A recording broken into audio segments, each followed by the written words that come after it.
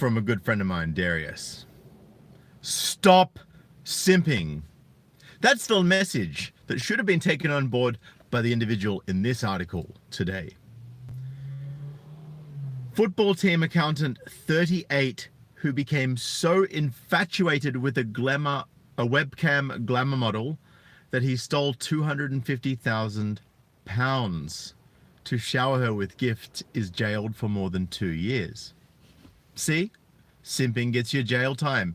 Don't do it, guys. So this is the photo of this dude, right? This is the photo of this dude.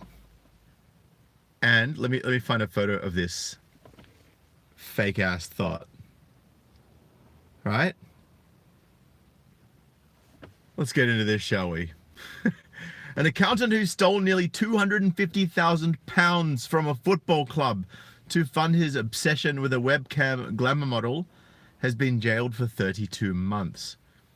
Andrew Barnbrook, 38, siphoned off cash from AFC filed to his personal bank account for up to 2.5 years before the scam was uncovered, after he was sacked. Preston Crown Court heard the Lancashire club would have gone out of business if it had not been part of an umbrella company, Tangerine Holdings, which borrowed the cash to cover the shortfall. On Saturday, AFC filed will take on Salford City at Wembley Stadium in a playoff to reach League Two. Barnbrook became infatuated with Manchester webcam model Victoria Sinclair and spent between £50,000 and £70,000 on her, including splashing out on a £7,000 Chanel handbag, a Rolex watch, and Armani goods on trips to Harrods in London. He also paid towards a new car for Ms. Sinclair, although their relationship was never physical, the court heard. He also paid, fueled by cocaine and alcohol. Barnbrook also enjoyed drinking in champagne bars and spent cash on other webcam models and lent money to one.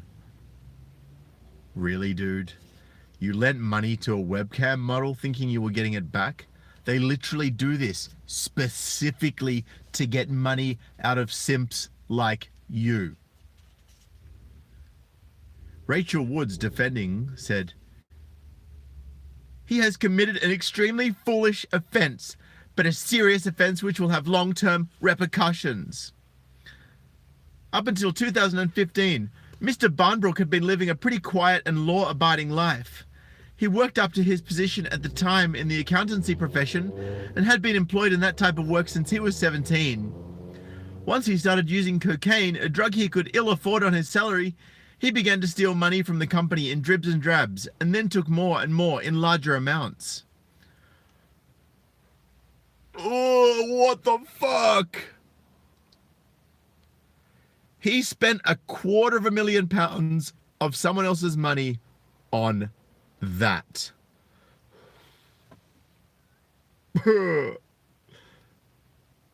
Look at the plastic face. What? Ridiculous. In the midst of drug and drink dependency, he became a completely different person and was isolated from family and friends. He became very lonely and formed a very ill-advised relationship with Ms. Sinclair. Mr. Barnbrook became infatuated with her. In his eyes, this was a relationship. In her eyes, it was a business relationship. Briefalt's law. While the defendant does not seek to blame Ms. Sinclair, it was quite apparent she was manipulating him for all he could get. He says she was aware that in order to fund these gifts and the relationship, he was stealing from the company. She disputes that. Of course she does. Of course she disputes being complicit in stealing all this money. Because then she might be held accountable for, you know, the 250,000 odd pounds. I mean, look, to be fair, he spent some of the money on other webcam models, but still, he spent a fuck ton on her. Ridiculous. In his mind, this was a relationship he was prepared to risk everything for. Barnbrook of Red Bank Road, Bispham, I think it is, pleaded guilty at an earlier hearing to fraud on dates between September 2015 and January 2018. Sentencing, Judge Andrew Jeffries QC told him, "Anyone who has an interest in football knows that small football clubs struggle financially. The victim personal statement from a representative of that club says what one would have expected. Had they not been part of an umbrella business, they would have gone under.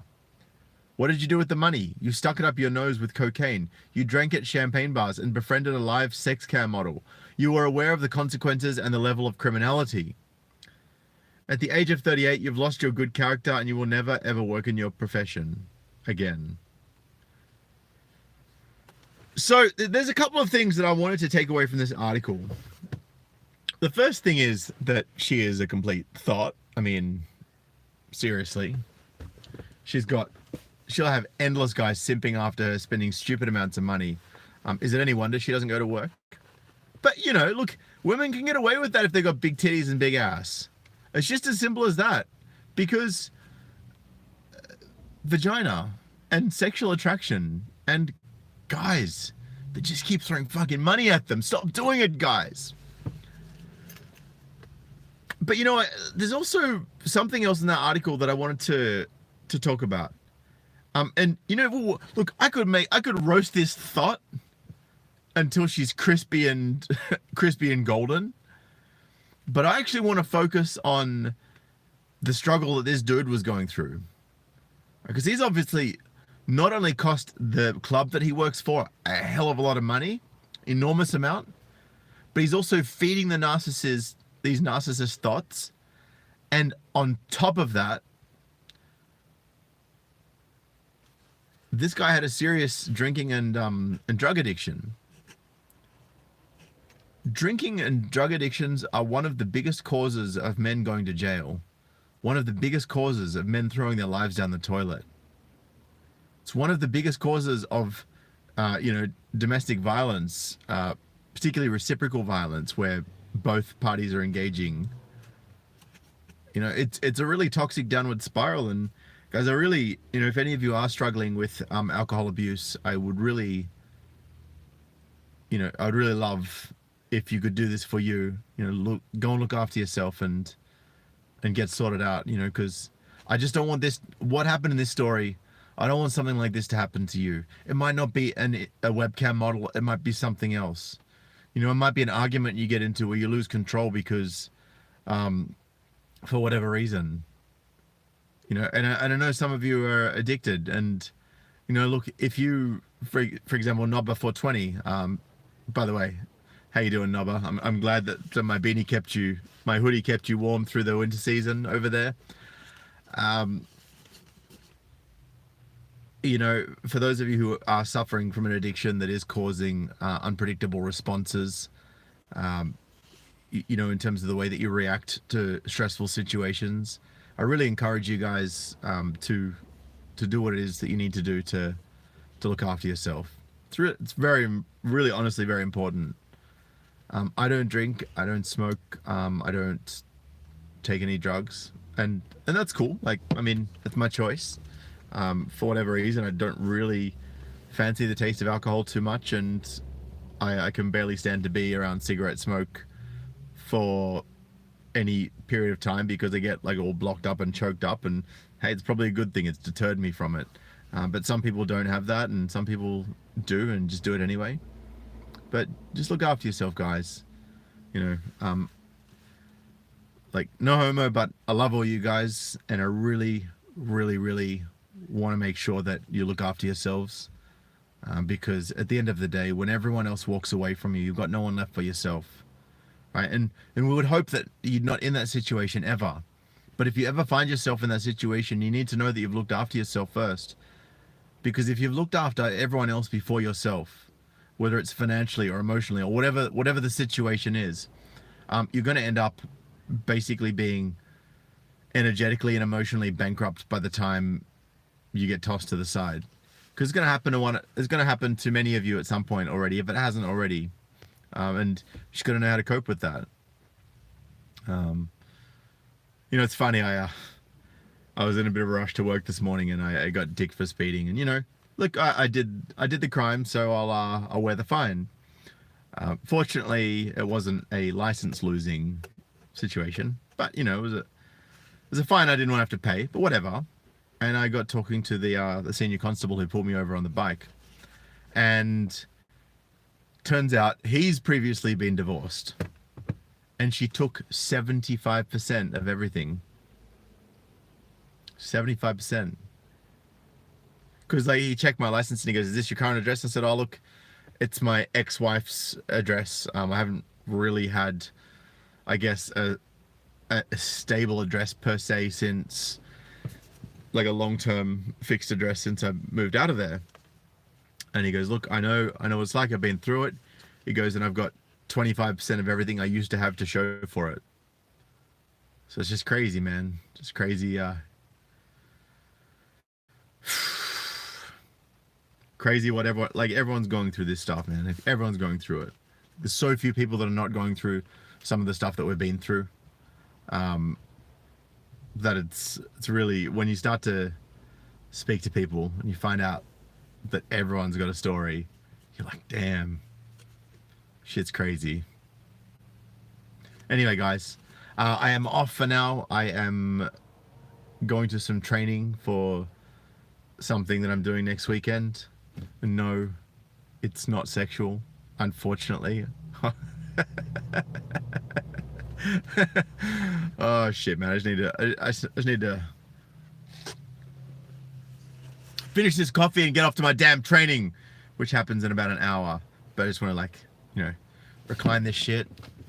See, seat here. Yeah. Just want to get some of this rest and relaxation time going on before I have to go. So what I'm going to do is I'm going to bounce for now. I appreciate you all. Thank you so much for joining in. If you like coffee, go and grab yourself one. If you can't, then you can live vicariously through me. And if you want to buy me a coffee, you can head on over to paypal.me/SydneyMGTOW or patreon.com/SydneyMGTOW. I haven't sorted out the Subscribestar issue yet. Hopefully I will soon. But yes, I'm out here for now. Thanks all for dropping in. Look after yourself, guys. That is the number one thing that I want you to take for this. And stop fucking simping. Oh, and hit the subscribe button below and smash the like and comment and all that sort of stuff. Get the crowds interacting. We need more people to hear messages like this. By the way, I was going to share this one last message before I go. Steve L says, "My buddy just moved in temporarily until he gets back on his feet after he got fucked through the court system. Women fucking over brothers." Stephen, that's so good of you to do that for your buddy. My mate Sash did the same for me when I was in the same situation. And that's why we've got to be here for each other as brothers and friends. Appreciate you guys. Peace.